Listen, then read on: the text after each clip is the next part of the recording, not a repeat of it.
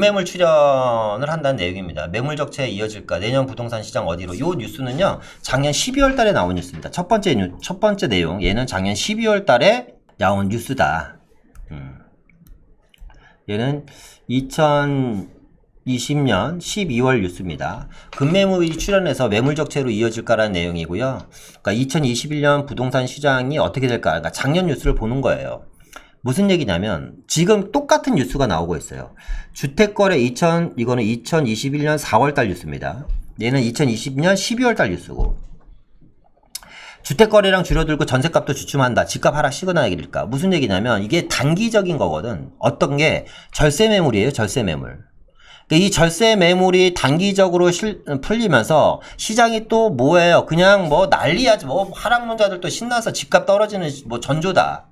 보세요. 2020년 12월 달에 나온 뉴스야. 급매물이 출현하고 있다. 매물 적체 이어질까? 내년 부동산 시장을 하락할까? 뭐 이런 뉴스가 쭉쭉 나왔는데 어떻게 됐어요? 1, 2, 3월 달에 미친 듯이 올랐지, 지금 가격이.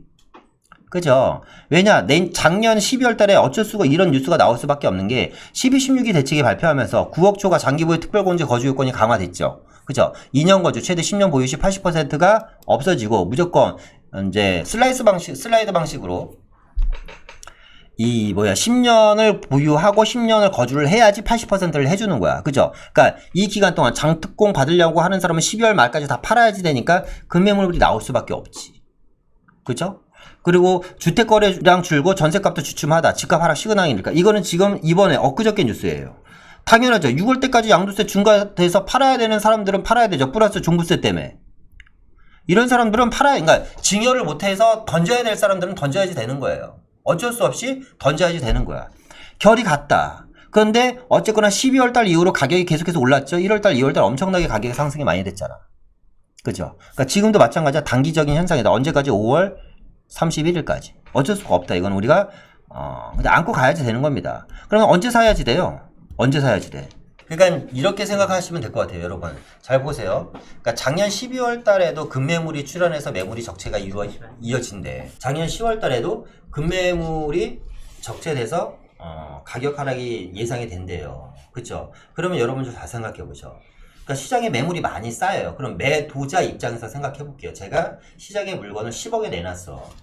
그런데 옆집은 8억에 내놓고 9억에 막 내놔. 급하니까 막 사람들이 가격을 싸게 낼 거 아니에요. 그죠? 그러면 나는 얼마에 내놔야 돼? 내가 10억에 내놨는데 8, 9억짜리가 나오면 여러분들이라면 어떻게 하겠어요? 첫 번째 1번 10억을 계속 나는 유지한다. 아니면 내 걸 빨리 팔아야 하기 때문에 8, 9억보다 조금 더 낮은 금액에 물건을 내놓을 것이다. 여러분들은 어떻게 해야 할 것 같아요? 어떻게 여러분들은 하시겠어요? 생각이 없다? 그냥 팔던지 안 팔리던지 관심이 없다. 이건가요? 네? 처음처럼님. 제가 질문을 했는데 질문을 주시네요. 그죠? 쫄려서 내려요. 1번 갖고 있는다? 낮은 금액으로. 그죠? 그러니까 지금 얘기하신 게 그 쫄림은 무섭. 2번. 그러니까 무슨 얘기냐면요. 자, 이런 거예요. 뭐냐면 무슨 얘기냐면 가격이 내가 10억에 이제 조금 이따 얘기할 텐데 10억에 내놨는데 누군가 8억, 9억에 내놓으면 사람이 쫄리게 되어 있어요. 쫄리게 되어 있어. 그러면 나도 8, 9억에 내놔야 되는데 지금은 그러지가 않아. 시장 자체가. 안 팔리면 말아야. 무슨 얘기냐? 물건이 쌓여서 매수자 우위의 시장이 아니라 아직까지도 매도자 우위의 시장이 지금 진행이 되고 있는 거예요. 그러니까 이런 뉴스가 나오는 거야. 이런 뉴스 보는 거 아니에요. 이런 뉴스에 여러분들이 흔들리지 마시라고 오늘 이 뉴스를 하는 겁니다, 지금. 자, 12.12 대책 후 급매물 출현된 시장이 냉각이 되고 있다. 눈치 싸움 돌입하고 있고 전형적인 조정 국면이 이어질 것이다. 소득 수준 추월하는 집값 하락 전환 가능성이 주목된다. 하반기 들어서 상승 전환할 것 일부 우려도 이런 뉴스들이 있어요. 그러니까 12.16 대책 이후 급매물 출현, 시장 냉각이 이어진다. 눈치 싸움 돌입했다. 전형적인 조정 국면. 소득 수준 초월해서 집값이 초월한 건 맞아요. 소득 수준을 초월한 집값이야. 집값 하락 전환 가능성이 주목된다. 하반기 들어서 다시 상승 전환할 것이라는 일부의 우려도 있다. 여러분들은 지금 어떤 생각이세요? 어떻게 될 것 같아요? 여기가. 자, 저는 이런 거예요. 여기 보시면 소득 수준 초월, 이거는 좀 중요한 얘기야. 소득 수준 초월 집값 하락 전환 가능성 주목은 뭐냐면 제가 이제 누차 강조하죠. 누차 강조하는 얘기 중에 하나가 보시면 이런 거예요. 뭐 명상에서 이제 몇 번 얘기를 했는데 자, 소득 수준을 초월하는 집값이 진행되기 때문에 다주택자 보유세가 단기간에 완화는 아닌데 진행이 될 것 같아요. 소득 수준을 초월하는 집값이 진행되기 때문에 제가 이런 얘기 많이 하잖아요. 소득 양극화. 그래서 투자를 하셔야지 되는 거야. 자산 양극화는 틀리다. 우리는 과거에는 소득 양극화에 살고 있는데 지금 자산 양극화에 살고 있다. 이 얘기도 제가 지금 라이브 시간마다 하는 것 같아요. 뭐 지겨우실 수도 있어. 계속 들으시는 분들은. 그죠? 그런데 처음 들으시는 분들도 계시니까 제가 좀 이해를 부탁드리겠습니다. 예전에는 연봉이 1억이었냐 2천이었냐 5천이었냐 연봉이 상당히 중요했어요. 그래서 우리 부모님들이 열심히 벌어갖고 돈 많이 벌어야지 된다. 열심히 공부해서 돈을 많이 좋은 직장 다녀서 돈을 많이 벌어야 된다. 이런 얘기를 상당히 많이 했단 말이야. 왜? 소득이 결국에는 뭐 주택의 크기를 결정했어요. 주택의 크기를. 소득이 주택의 크기를 결정을 했어. 그런데 지금은 1억이라는 돈이 있어도요. 아파트를 못 사는 시대가 됐어. 연봉 1억을 받아도 아파트를 못 사는 시대가 됐어요. 그러니까 뭐냐면 자산 양극화 시장이 된 거야. 소득은 의미가 없어. 내가 자산이 얼마가 있느냐가 중요한 거야. 예를 들어서 이해하기 쉽게 말씀드리면 연봉 1억짜리가 있어요. 연봉 1억을 받는데 이 사람이 5억짜리 전세 살아. 5년 전에 5천 연봉 받는 사람이 있어요. 근데 이 사람은 5년 전에 3억짜리 아파트를 샀어요. 현재 와서 보니까 이 사람은 지금 8억짜리 전세 살아요. 집을 안 샀다고 가정을 하는 겁니다. 자산에 대한 이야기를 하는 거예요. 이 사람은 연봉은 1억은 그대로야. 이 사람은 연봉 5천 그대로야. 3억짜리 아파트 산 사람은 지금 이 집값이 9억에서 10억이 됐어. 1억짜리 연봉이 있는 사람이 이 9억에서 10억을 사기에는 너무 또 벅찬 시대가 돼버린 거예요. 그죠? 뭐냐? 자산 양극화 시장에서 살고 있기 때문에 소득이 중요한 게 아니라 자산이 중요하다. 그러니까 자산을 늘릴 거에 대한 여러분들이 고민을 하셔야지 돼요. 엄청나게 많은 고민을 하시고 행동을 하시고 이걸 결과물을 만들어내셔야지 돼. 왜냐? 많은 사람들이 대한민국 인구의 99.9%는 소득을 높이기 위해서 일을 해요. 그렇기 때문에 젊은 친구들이 그 밤늦게까지 공부하고 회사 다니고 끝나고 또 뭐 아르바이트 하는 친구가 있고 회사 다니고 끝나고 뭐 영어학원 다니는 친구들도 있고 얼마나 공부를 많이 해요. 그죠? 뭐 박사학위 따고 무슨 학위 따고 무슨 뭐 자격증을 수십 개나 갖고 있으면서 열심히 공부를 하는 이야기가 몸값을 올리기 위해서. 내가 소득을 높이기 위해서 엄청나게 많은 노력을 합니다. 그리고 이 영상을 보시는 우리 아버님들도 계실 거고, 그죠? 30, 40대 분들. 회사 나가갖고 정말 웃기 싫은 거 억지로 웃어주고, 먹기 싫은 커피 같이 먹어줘야 될 때도 있고, 상사 듣기 싫은 소리, 잔소리 다 들으면서, 또 후배들 또 막 기어 오르는 후배들 있으면 어쩔 수 없이 오냐 하면서, 그렇죠. 부자 아빠, 가난 아빠에 나오는 얘기 중에 하나예요, 그냥. 그런 얘기 다 들으면서 꾹꾹 참으면서 회사를 왜 다녀요? 월급 받으려고. 그런데 정작 중요한 매달 소득에는 관심이 있는데 전체 자산에 대한 관심은 아무도 없어, 사람들이. 그러면서 이런 얘기해. 아파트로 돈 벌면 나쁜 놈이다. 부동산으로 돈 벌면 나쁜 놈이다. 아예 아파트랑 부동산으로 돈 벌면 나쁜 놈이고 주식해서 돈 벌면 착한 놈인가 그러면? 그러니까 말이 안 되잖아요. 그죠? 그러니까 좀 솔직해야지 된다. 솔직해야지 된다는 얘기를 좀 드리고 싶어요. 어쨌거나 좀 얘기가 산으로 갔는데 다시 본론으로 돌아갈게요. 그냥 어쨌거나 뉴스는 계속 하락에 대한 이야기가 나오고 물건이 쌓인다는 얘기가 나오는데요. 여기에서 좀 볼게요. 여기서. 자, 우리는 지금 자유경제 시장에서 살고 있어요. 자유경제 시장에서 알고 있으면 자유경제 시장에서 살고 있습니다. 그리고 가격 결정은 누가 하죠? 여러분 시장이 합니다. 가격 결정은 시장이에요. 다시 한번 해볼까요? 자, 우리는 자유경제 시장에서 살고 있고요. 가격 결정은 시장에서 합니다. 가격 결정은 시장에서 해요. 그죠? 그러니까 지금의 상황을 좀 보려고 해요. 이 자유 경쟁 시장에서 어떤 일들이 벌어지는지에 대한 이야기를 하는 거야. 그러니까 정부는 여기에서 이제 정부가 시장을 좀 통제하려고 했었는데 이게 자유 경제 시장에서 제가 막히지가 않는 거예요. 막히지가 않는 거야. 가격 결정을 시장에서 하는데 시장은 지금 매물이 증가하고 있는 상황입니다. 맞죠? 맞죠? 매물이 증가하는데 매물이 증가하면 가격이 떨어지는 게 너무 당연지사야. 매물이 증가하는데 가격이 떨어져야지 당연지사잖아요. 아까 얘기한 것처럼 나는 10억짜리 팔고 싶은데 옆집에서 9억 5천 8억 9천의 물건이 내놓으면 나는 쫄리는 거야. 그럼 나도 가격 물건을 내려야 돼. 그런데 희한하게 매도자들이 가격을 안 내려. 그냥 이거 먼저 팔리면 어쩔 수 없는 거야, 그냥. 이게 팔리면 어쩔 수 없는 거예요. 나는 기다렸다 10억에 팔겠다라는 거야. 매수자 입장에서는 어떤 생각이냐면 지금 매물이 쌓이고 조정을 받을 것 같으니까 기다리는 거예요. 근데 이 중에서 어쩔 수 없이 5월 31일 날 31일 전에 매도를 해야지 되는 사람은 여기서 더 내릴 수도 있는 거야. 근데 이게 기간이 이제 지금 4월이죠? 이제 한 달 남짓 남은 거야. 한 달 남짓 남은 시간 안에 뭔가 모든 걸 결정하고 끝내버려야 돼. 왜? 6월 달이 지나잖아요. 새로운 세상이 바뀌어요. 새로운 세상이 펼쳐져요. 어떤 세상이 펼쳐지냐? 그러니까 뭐냐면 지금은 시장에 매물이 쌓이지만 호가가 상승하고 일부 조종하는 걸로 끝나는 겁니다. 그냥. 왜? 매도자들이 똑똑한 게 아니야, 여러분. 아니, 다다님. 매도자들이 똑똑한 것도 똑똑한 거지만요. 뭐냐면 자신이 있는 거야. 왜? 시장에 확실한 시그널이 너무 많아. 첫 번째, 가격이 떨어지려면 있잖아요. 가격이 떨어지려면 물량이 폭발적으로 증가해야지 돼. 근데 물량이 폭발적으로 증가할 수 있는 경우의 수가 별로 없어. 첫 번째, 물량 자체가 안 나와. 앞으로 10년 동안.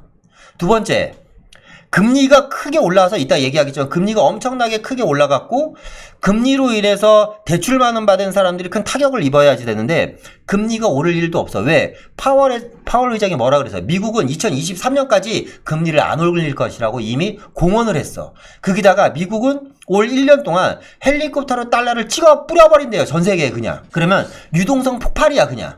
우리나라가 지금 최근 1년 동안 2.5배의 돈을 풀었어.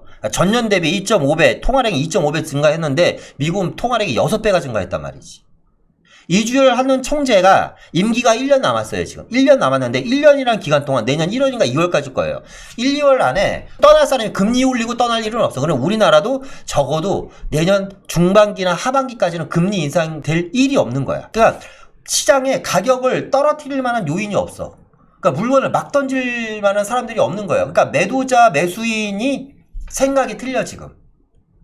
매수인들은 하는 순간 가격이 계속 올라가는 거야. 그런데 여기에 또 한 명의 시장 참여자가 있잖아. 임차인. 이 얘기는 제가 조금 이따 할게요. 임차인 얘기는. 어쨌거나 자 볼게요.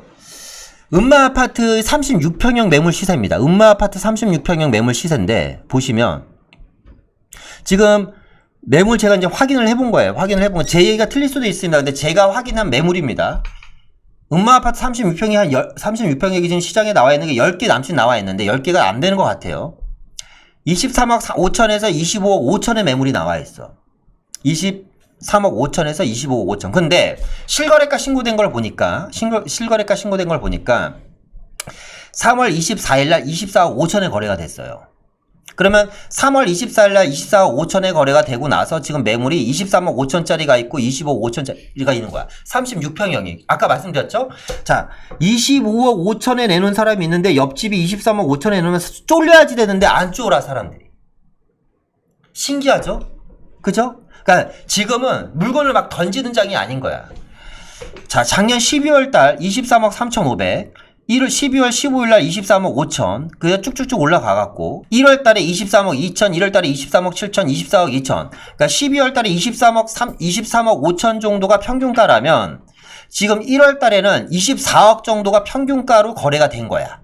그리고 지금 1월 달부터 지금 3월 달까지 24억대 쭉 유지돼서 진행이 되는 겁니다. 왜? 쫄릴 일이 없다라는 거죠. 자, 그런데 여기서 문제는 뭐냐면 불안한 게는 매매 시장도 불안하지만 정말 불안한 거는 임차 시장이에요. 임차 시장이 왜 불안하냐? 이게 정말 큰일인 게 저는 저는 임차 시장 때문에 부동산 시장이 정말 이게 좀 상당히 불안하다고 생각해요. 자, 임차인들 입장에서 볼게요. 정부가 임차인들을 보호하려는 명목하에 임대차 3법을 발의를 합니다. 보호하려고 임대차 3법을 발의해요. 자, 여러분들이 임차인입니다. 여러분들이 임차인인 거예요. 여러분들이 임차인이라면 임대차 3법은 임차인한테 좋다, 나쁘다. 여러분들이 임차인이에요. 여러분들이 임차인이라면, 제가 임차인이라면 참고로 저는 임대차 3법 환영합니다. 왜? 저렴한 전세 금액으로 연 5% 이상 못 올리니까 4년을 살 수 있잖아. 4년을 살 수 있는 거예요. 자, 보세요. 시장에 대해서 얘기를 할게요. 시장에 대해서. 임차인들 보면, 자, 보세요. 어쨌거나 임대차 3법은 임차인들한테 유리한 거고요. 유리합니다, 유리한 건 맞아요. 그러면, 여러분, 마트에 갔어요. 근데 4만원짜리 케이크를 1만원에 할인한대. 아니면 4만원짜리 사과 있잖아요. 사과. 아니, 4만원짜리 수박. 아니, 수박 얼마 하지? 수박이 얼마, 한 2만원 하나요? 저는 마트를 안 다녀봐서. 예를 들어서 수박을 파는데, 2만원짜리 수박을 3,000원에 판대. 여러분, 어때요? 2만원짜리 수박을 3,000원에 팔면 여러분 이거 완전 불티나게 동네 아줌마들이야 머리채 잡아당기고 난리야. 난리 납니다. 그죠? 무슨 얘기냐면, 수요에 비해서 공급이 적어. 그러니까 수요에 비해서 공급이 적으면, 특히나 인기 있는 물건의 경우 공급이 적으면 가격이 엄청나게 올라요. 무슨 얘기냐면, 임차인 입장에서는 임대차 3법으로 인해서 임차인들끼리 뭐가 심해져요? 경쟁이 과열이 돼. 전세 물량으로. 임대차 3법으로 인해서 임차인들은 전세 물량에 의한 경쟁이 엄청나게 과열해지는 거예요. 근데 문제는 뭐냐? 물량은 제한적이야. 제한적이죠? 그러면 현재 임차인들은 지금 사는, 아까 우리 모든 분들이 얘기하는 4년 동안은 안전해. 왜? 전세가 제한적인데 이 사람들이 먼저 선점을 해버렸거든. 왜? 경쟁이 엄청나게 심하니까. 근데 4년이 지나. 자, 그럼 4년이 지나면 전세 물량이 늘어난다, 줄어든다? 이건 아무도 모르지만 지금보다 줄어들었지 늘어날 수가 없어. 근데 중요한 건 뭐냐면, 인기가 많으니까 경쟁은 계속해서 과열이야. 경쟁 과열은 계속해서 이루어져요. 그러면 대한민국 부동산 시장에서 전 세계랑 틀린 게 뭐예요? 전세 시장이야. 전세 시장. 우리나라밖에 없어. 전세 가격이 방어를 해줘. 일정 가격이 떨어지는 것을. 10억짜리 아파트에 전세가 옛날에 3억이었는데 얘가 6억이다 보니까 이 금액까지는 방어를 해주는 거야. 그러니까 가격이 크게 하락할 일이 별로 없어. 여러 가지 원인에 의해서. 그러니까 어쨌거나 두서없이 막 얘기가 이랬다 저랬다 했는데 이해는 다 되셨을 거라고 믿어지고요. 아마 하반기에는 큰 가격 상승이 이루어지지 않을까. 매물 쌓이는데 82주 연속 상승하고 있다. 아까랑 틀린 뉴스를 하나만 보시면 안 돼. 16 대체구 급매물 추전 시장 냉각, 눈치 싸움 도리, 전형적인 조정 국면 이루어지냐? 주택 거래량 줄고 전세 가격도 주춤 집값 하락 시그널 될까? 이런 뉴스가 나오는데 같은 시간 같은 기간에 또 이런 뉴스가 나와. 매물은 쌓여 있는데 82주 연속 상승. 서울 전세값은 도대체 어디로 가냐? 근데 전세도 떨어지고 있다며 지금. 개별적 비수기입니다. 서울 전세값은 도대체 어디로 가냐라는 거죠. 서울 아파트 거래량 감소. 근데 중요한 건 뭐야? 이 사람들이 시장에 이런 얘기하면 욕 얻어먹을래나?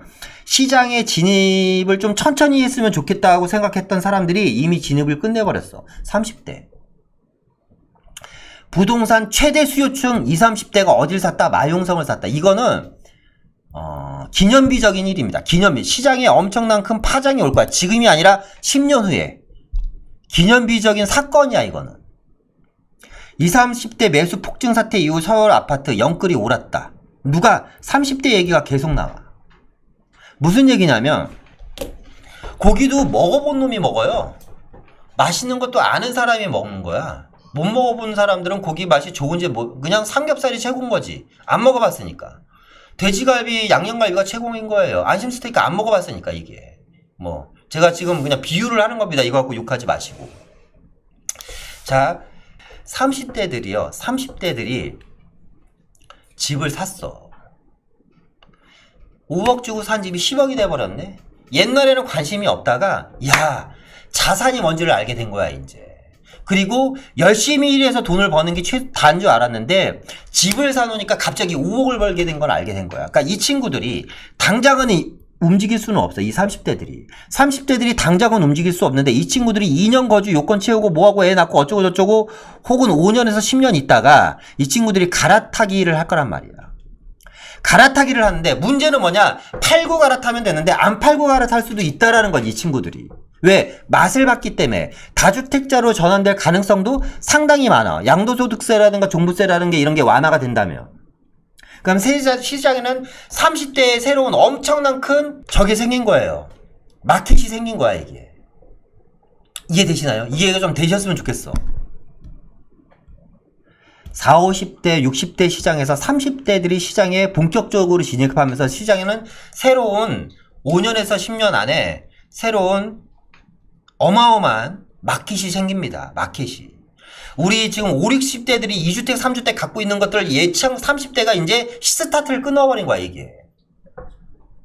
예, 그렇죠. 우승풍선님. 올해 서울의 거래량은 크게 줄었지만 30대 아파트 매수는 여전히 활발하다.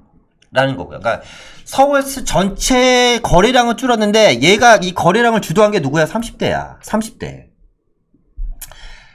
지난달 연령별 서울 아파트 거래량은 30대가 1위야. 2위가 40대. 2위. 3위 60대. 재밌는 게 4위가 20대예요, 여러분. 5위가 70대야.